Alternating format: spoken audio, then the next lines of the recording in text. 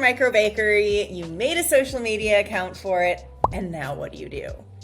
That's what I see posted a lot in the sourdough groups that I am in, and I am here to help walk you through what you do next. How do you promote your micro bakery on social media?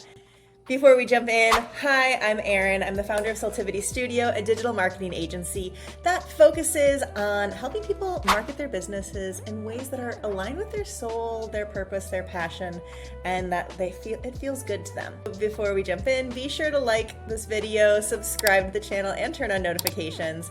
It really helps us to get more traction and to reach more people to help more micro bakeries grow. So, what do you do with a social media account now that you've started it? First off, I want to encourage you to make sure that it aligns with your preferences. Your social media for your business, it can be intimidating. It can be something that people don't really enjoy doing. It can be just one of those tasks that you have on your daily to-do list that you dread. Or it could be something that you're like, oh, I'm excited. I get to show up. I get to connect with people that I really enjoy connecting with. You're able to use it as a creative outlet for you in conjunction with the bread or the bakery baked goods that you're already making. When you're choosing your platforms, always make sure that you're choosing the ones that align with where you want to show up. If you hate TikTok, don't make a TikTok account. If you really can't stand getting on Facebook, don't use Facebook. You don't have to use any one platform. There's no one way to achieve social media success. I have achieved it so many different ways for different clients and accounts. There's truly no one way to do it. You can do it your way. Let's talk about using social media to its fullest power. You've picked your platforms, you feel good about them. What next? Start by connecting with your friends and family. Often the different platforms will have a way to connect your phone contacts to it, so then it can just automatically sync. You can find the people that are already in your phone on social media. Some people don't like allowing access to their contacts. That's your decision, but it really is a great way to find people fast and to grow a small, loyal, solid following from the get-go. When you connect with your friends and family, I have seen it go both ways. Sometimes it's really encouraging. So many people are like, oh my gosh, you finally launched this. I'm so excited. I'm on board. Sign me up. I'm going to follow you. I'm going to buy from you. And it's the support that you want, and it's the support that you kind of expect your friends and family to give you. I've also seen it more often than not go a slightly different way, where your friends and family are like, oh, you're doing that. And I don't know if it's out of jealousy or out of the limitations they have placed on themselves, where they're like, why is she doing that? I couldn't do that. Why is he doing that? I don't know what the reason is, but oftentimes I find people get let down by their friends and family. I hope that's not the case for you. But I want to encourage you still to reach out to your friends and family, invite them to, follow your page, connect with you in this sense, because the ones that do are going to be some of your biggest fans. Invite your friends and family, get that base of people who are going to be raving for you. And then we need to get you real people here who are going to buy your bread, who are going to end up becoming your biggest raving fans.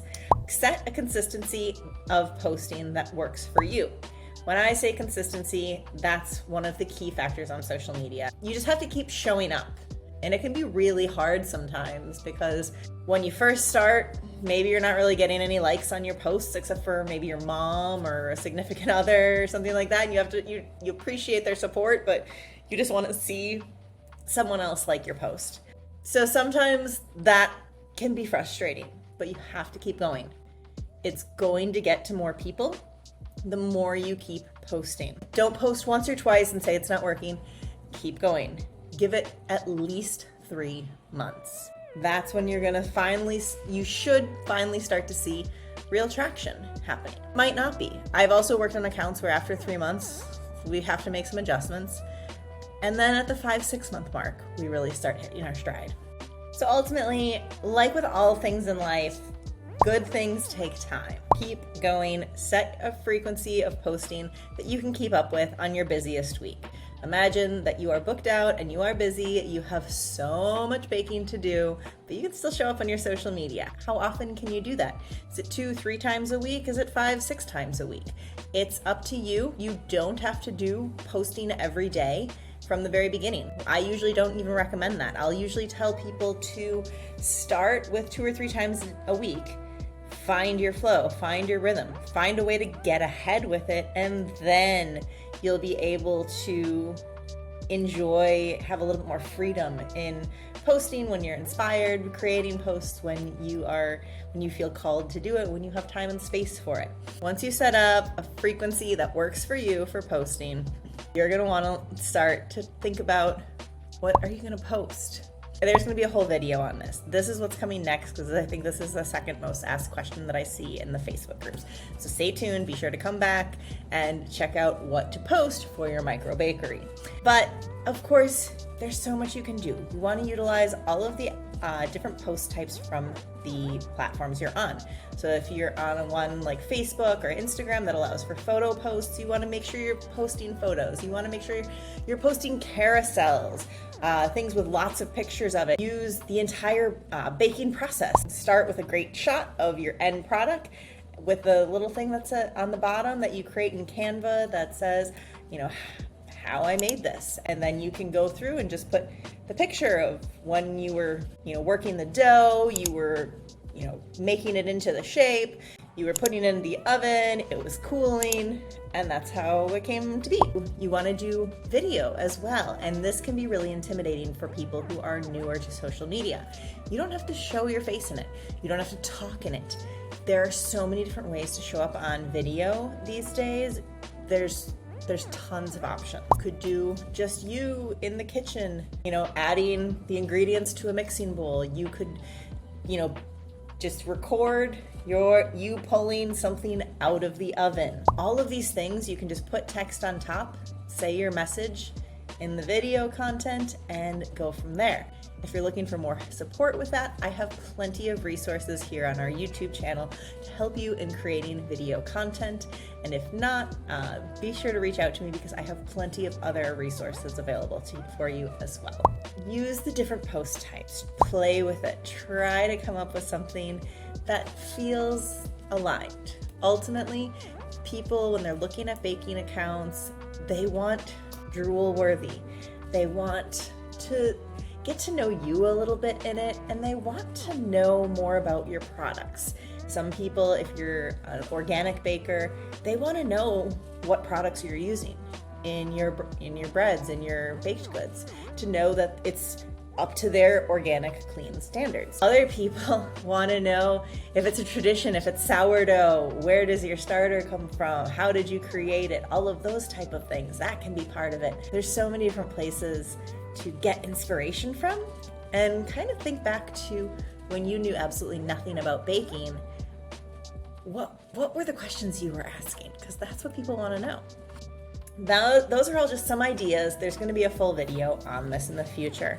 And then when you're using social media, and instead of just posting to your audience, which is probably going to be pretty small at the very beginning because it's your friends, your family, you can share it to Facebook groups. It can be a great way to get traction in your local area. There's always usually, your local area buy, sell, trade, your local area business promotions. If you just search for your town and maybe a few towns around you, you're going to find plenty of places to connect with the local community. And just be sure to read the rules for each of the groups, and you can post in those. You can get in front of new people and new audiences. Some of them are going to be better groups than others, but just try it. Put yourself out there. See how it goes. Also, utilizing Nextdoor. This app is one that I generally don't use for most businesses, but it is really good for especially getting a business off the ground. It depends on your local area though, because they are so location specific. Some Nextdoor locations can be just booming. So much interaction, so much going on. Others, not so much. So try it out for your area. Post that you're doing something. You've got it going on.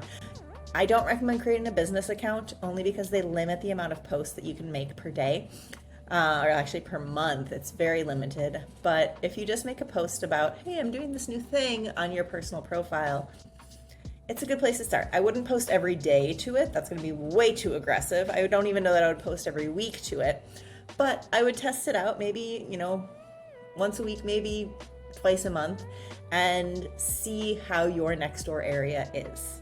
Work on connecting with your local community. So this could be business owners, this could be, I don't necessarily want to say elected officials, but like teachers, people in positions where they're always talking to other people in the local community. Those can be really great people, especially if they have a social presence that is already a little bit big, maybe, 1,000, 2,000, 3,000 followers. This could be a great place to be like, hey, I see that, you could use some bread. You could use some brownies. Would you be willing to shout these out on your social media if you like them?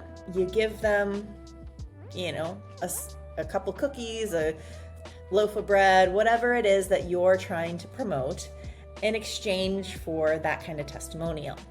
Now, it can be really beneficial, especially if they're on platforms like Instagram, Facebook even too. It can be really good to get that traction from other people's accounts, where if a person that has a big enough following, they say, hey, I want you guys to know I just had this amazing baked good and everyone needs to try this. Suddenly, it's opening up a much wider audience for you. Not everyone's going to convert and to be a follower. Not everyone's going to convert to buy, but you're getting your name out there. Start to look for micro influencers as your audience builds just a little bit. Maybe once you have a couple hundred people following you or 100 people following you, start to look for those micro influencers in your area.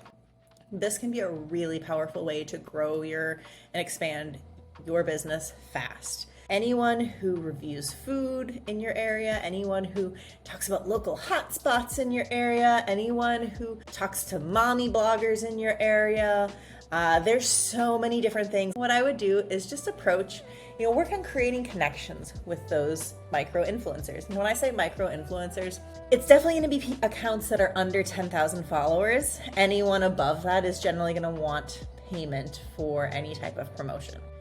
Now, if you can find ones even, 5,000 and under, that's still great.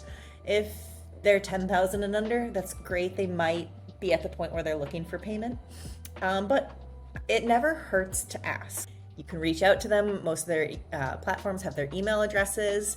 So if you don't get into their DMs because they are they're filtered for people that they don't follow and they don't see your message, you can email them and say, hey, I'm new to this. I'm really excited. I'm trying to reach the local community. If I gave you some baked goods, would you be willing to, just talk about them in your stories or in a post if you enjoy them? And then lastly, let's talk about events. If you have an event that you're planning to kind of launch your business, maybe you're doing a little porch party if you're doing porch pickups and you want to attract people to understand what it's like to come to your porch, to how the process of doing a porch pickup works, but you also want them to sample your products. So you're going to give some away during the event, something like that. Be sure to utilize the event platforms on the social media sites. You can create events on Instagram, on Facebook, all of these different things that tell people what's going on in their local area. Facebook is a really powerful one to use, and especially because you can invite everyone that you're connected to that event, or everyone in your local community who would benefit from it to that event. And then they can invite their friends in the local community who they think would like that event. There's tons of ways to get the information out there, and events, especially on Facebook, are a really powerful way to connect with your local community.